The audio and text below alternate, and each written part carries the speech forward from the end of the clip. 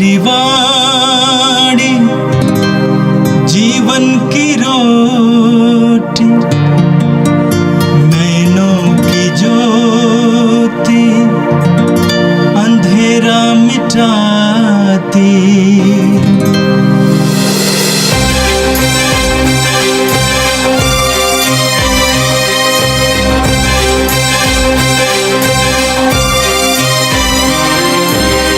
प्रभु तेरी वाणी जीवन की रोटी, नैनों की ज्योति अंधेरा मिटाती।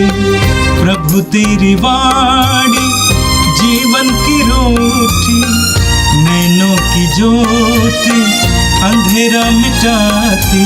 वाणी वाणी वाणी वाणी वाणी पवित्र है, शाश्वत है, जीवन का मन्ना है। 16 फरवरी बुधवार। पहला पाठ संत याकूब का पत्र, अध्याय 1, पद संख्या 19 से 27 तक। प्रिय भाइयों, आप यह अच्छी तरह समझ लें, प्रत्येक व्यक्ति सुनने के लिए तैयार रहें, किंतु बोलने और क्रोध करने में देर करें, क्योंकि मनुष्य का क्रोध उस धार्मिकता में सहायक नहीं होता जिसे ईश्वर चाहता है। क्योंकि मनुष्य का क्रोध उस धार्मिकता में सहायक नहीं होता जिसे ईश्वर चाहता है। इसलिए आप लोग हर प्रकार की मलिनता और बुराई को दूर कर नम्रतापूर्वक ईश्वर का वह वचन ग्रहण कीजिए जो आप में रोपा गया है और आपकी आत्माओं का उद्धार करने में समर्थ है। आप लोग अपने को धोखा ना दें, वचन के श्रोता ही नहीं बल्कि उसके पालककर्ता भी बन जाएं। जो व्यक्ति वचन सुनता है किंतु उसके अनुसार आचरण नहीं करता, वह उस मनुष्य के सदृश है जो दर्पण में अपना चेहरा देखता है। वह अपने को देखकर चला जाता है और उसे याद नहीं करता कि उसका अपना स्वरूप कैसा है। किंतु जो व्यक्ति उस संहिता को जो पूर्ण है और उसके स्वतंत्रता प्रदान करती है, ध्यान से देखता और उसका पालन करता है, वह उस श्रोता के सदृश नहीं जो तुरंत भूल जाता है, बल्कि वह कर्ता बन जाता और उस संहिता को अपने जीवन में चरितार्थ करता है। वह अपने आचरण के कारण धन्य होगा। यदि कोई अपने को धार्मिकता मानता है किंतु अपनी जीभ पर नियंत्रण नहीं रखता, तो वह अपने को धोखा देता है और उसका धर्म आचरण व्यर्थ है। हमारे ईश्वर और पिता की दृष्टि में शुद्ध और निर्मल धर्म आचरण यह है: विपत्ति में पड़े हुए अनाथों और विधवाओं की सहायता करना और अपने को संसार के दूषण से बचाए रखना। यह प्रभु की वाणी है। संत मार्कुस के अनुसार पवित्र सुसमाचार, अध्याय 8, वाक्य 22 से 26 तक। यीशु और उनके शिष्य बेतसाइदा पहुंचे। लोग एक अंधे को यीशु के पास ले आए और उन्होंने यह प्रार्थना की कि आप उस पर हाथ रख दीजिए। वह अंधे का हाथ पकड़कर उसे गांव के बाहर ले गए। वहां उन्होंने उसकी आंखों पर अपना थूक लगाकर और उस पर हाथ रखकर उससे पूछा, क्या तुम्हें कुछ दिखाई दे रहा है? अंधा कुछ कुछ देखने लगा था, इसलिए उसने उत्तर दिया, मैं लोगों को देखता हूं, वे पेड़ों जैसे लगते पर चलते हैं। तब उन्होंने फिर अंधे की आंखों पर हाथ रख दिए और वो अच्छी तरह देखने लगा। वह चंगा हो गया और दूर तक सब कुछ साफ साफ देख सकता था। यीशु ने उसे यह कहकर घर भेजा, इस गांव के अंदर पैर मत रखना। यह प्रभु का दिव्य सुसमाचार है। ख्रिस्त प्रभु की जय। मेरे प्रिय भाई और बहनों, आज के इस पवित्र दिन के लिए हम प्रभु को धन्यवाद दें। प्रभु के एक एक संदेश के लिए प्रभु को धन्यवाद दें। प्रभु अपने पवित्र वचनों के द्वारा हमें बुद्धि प्रदान करते हैं, हमारी बुद्धि को प्रकाशित करते हैं और हमारे जीवन को सही मार्ग पर ले चलने के लिए हमारी मदद करते हैं। आज का पहला पाठ याकूब के पत्र से लिया गया था। मैंने आपसे कहा है कि याकूब अपने पत्र में विभिन्न बातों पर शिक्षा देते हैं और आज सबसे पहली शिक्षा यह है, वो कहते हैं प्रत्येक व्यक्ति सुनने के लिए तत्पर रहें। प्रत्येक व्यक्ति सुनने के लिए तत्पर रहें, किंतु बोलने और क्रोध करने में देर करें। हम सबकी एक कमजोरी है कि हम सभी ज्यादा बोलना चाहते हैं, सुनना कम चाहते हैं। हम सभी ज्यादा बोलना चाहते हैं, दूसरों से भी और ईश्वर से भी। अगर हम दूसरों को सुनने लगते तो हम उनको समझने लगते, हमारे हृदय में उनके लिए दया होती, प्रेम होता। उसी तरह अगर हम प्रभु को सुनने लगते तो हमारे बहुत सारे सवालों का जवाब हमें मिल जाता। याकूब कहते हैं आप प्रत्येक व्यक्ति सुनने के लिए तत्पर रहें। हम सुनने के लिए तत्पर रहें। हमें अपने जीभ को अपने नियंत्रण में रखना आवश्यक है।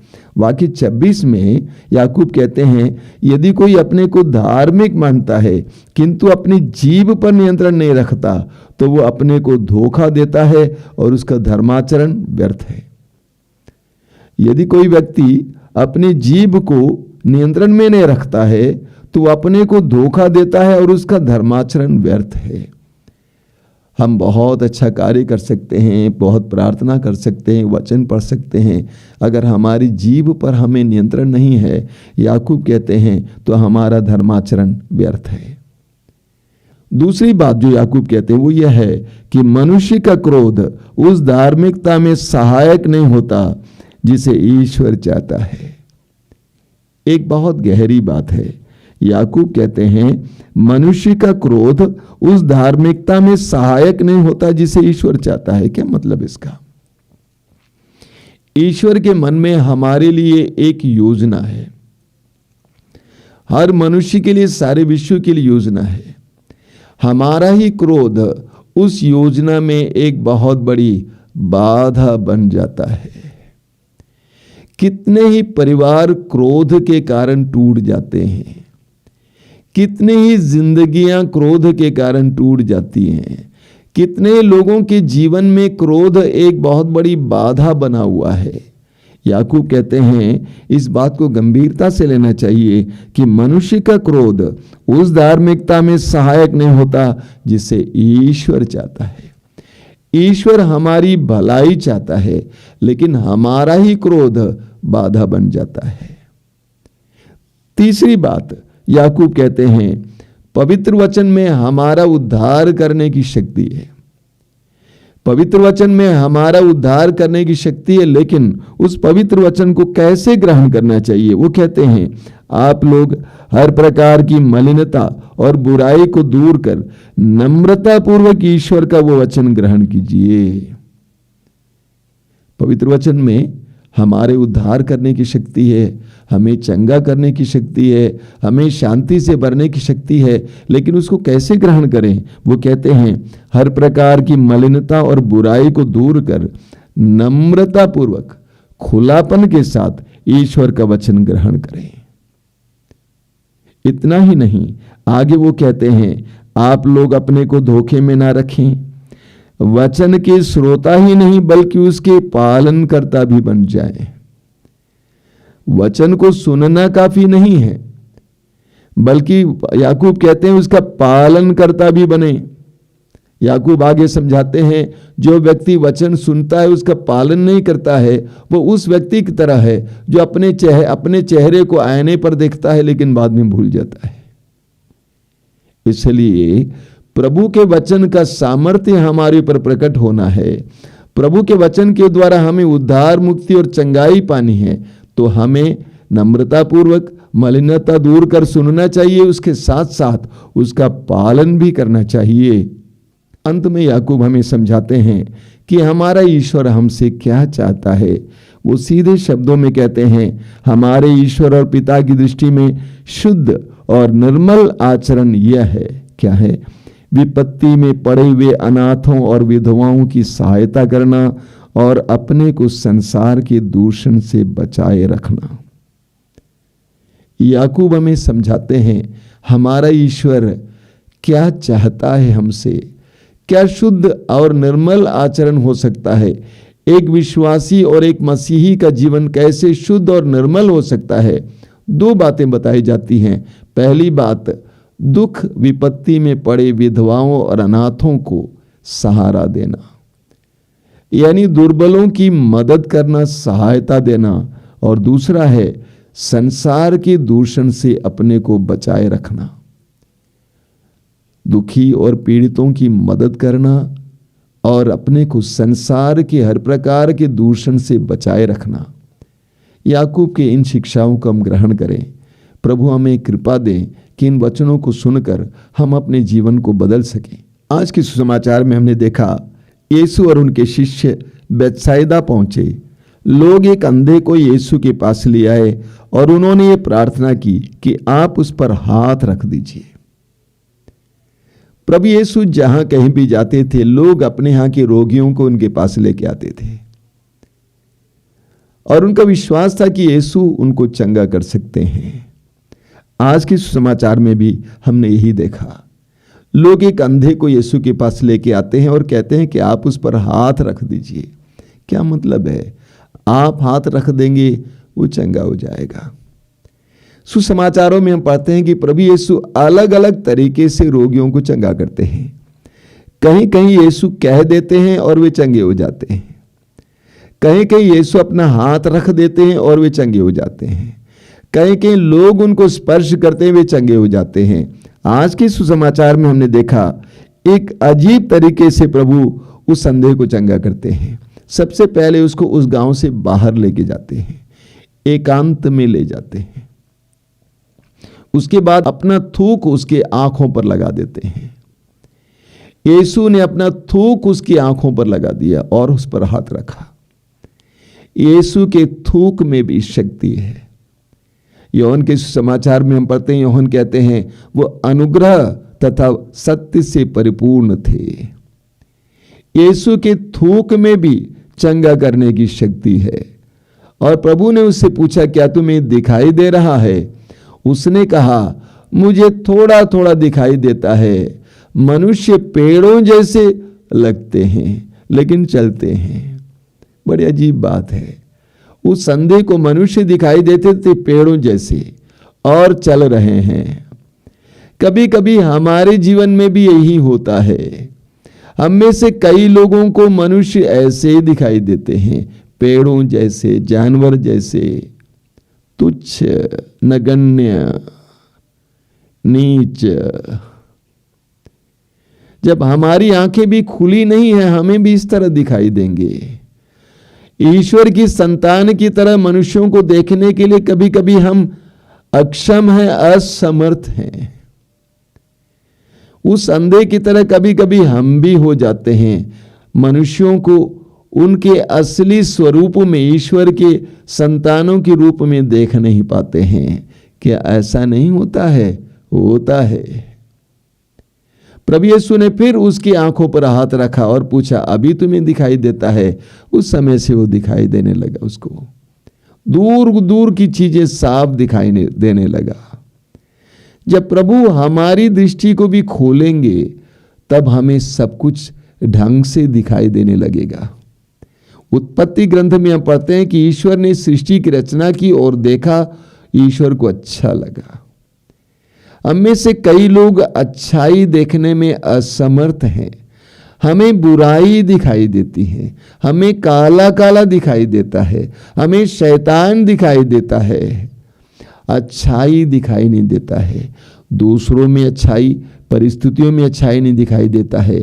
अगर प्रभु हमें स्पर्श करेंगे, हमारे अंदरूनी आंखें खुल जाएंगी तो हमें सब कुछ स्पष्ट दिखाई देने लगेगा और हमें अच्छा दिखाई देने लगेगा।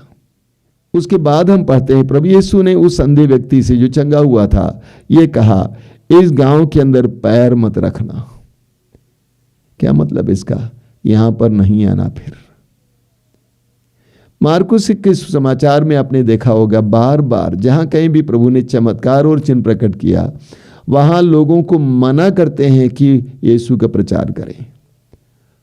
उनको रोक देते, उनसे कहते हैं कि किसी को बताना नहीं है। प्रभु अपना प्रचार नहीं करना चाहते थे। प्रभु नहीं चाहते थे कि सबको ये जाने और सबको उनको परेशान करे, उनके पीछे चलने लगे। प्रभु ईश्वर का कार्य नम्रतापूर्वक और चुपचाप करना चाहते थे। मेरे प्रिय भाई और बहनों, आज के दोनों पाठों के द्वारा प्रभु ने हमसे बहुत सारी बातें कही हैं। उन सारी बातों को हम ग्रहण करें। जिस तरह प्रभु ने उस अंधे को शुद्ध किया, चंगा किया और वो अच्छी तरह देखने लगा, उसी तरह हम प्रभु से प्रार्थना करेंगे, प्रभु मेरे आंतरिक चक्षु को खोल दीजिए, आंतरिक आंखों को खोल दीजिए, ताकि मैं सब कुछ सही ढंग से देख सकूं, तेरी दृष्टि से देख सकूं, ईश्वर की दृष्टि से देख सकूं। आइए हम प्रार्थना करें। प्रभु यीशु, धन्यवाद देते हैं आज के सुंदर दिन के लिए, तेरे एक एक वरदान के लिए धन्यवाद देते हैं, इन पवित्र क्षणों के लिए धन्यवाद देते हैं, तेरे एक एक वचन के लिए धन्यवाद देते हैं। एक एक वचन के द्वारा तू हमारी बुद्धि को प्रकाशित करता है, हमें प्रकाश देता है, हमें समझाता है। जिस तरह एक माँ या बाप अपने पुत्र या पुत्री को समझाता, उसी तरह तू हमें समझाता है। जीवन के मार्ग पर किस तरह चलना है समझाता है। एक एक वचन के लिए धन्यवाद देते हुए हम प्रार्थना करते हैं, तेरे वचनों को आत्मसात करने के लिए हमें कृपा दीजिए। हे प्रभु यीशु, इन वचनों को सुनने वाले मेरे भाई बहनों को आशीर्वाद देना। आज का संपूर्ण दिन उनके लिए आशीष का दिन हो। वे जहाँ कहीं भी जाएं, वहाँ पर तेरी उपस्थिति का उन्हें एहसास मिले। जो भी कार्य करे उसमें उनको सफलता मिले। उनको बचा के रखना यीशु, अंधकार की शक्ति और दुष्ट आत्माओं के हर प्रकार के फंदे से। हमारी इस प्रार्थना को ग्रहण कर, आमीन। प्रभु तेरी वाणी जीवन की रोटी, नैनों की ज्योति अंधेरा मिटाती। वाणी वाणी वाणी वाणी वाणी पवित्र है, शाश्वत है, जीवन का मन्ना है।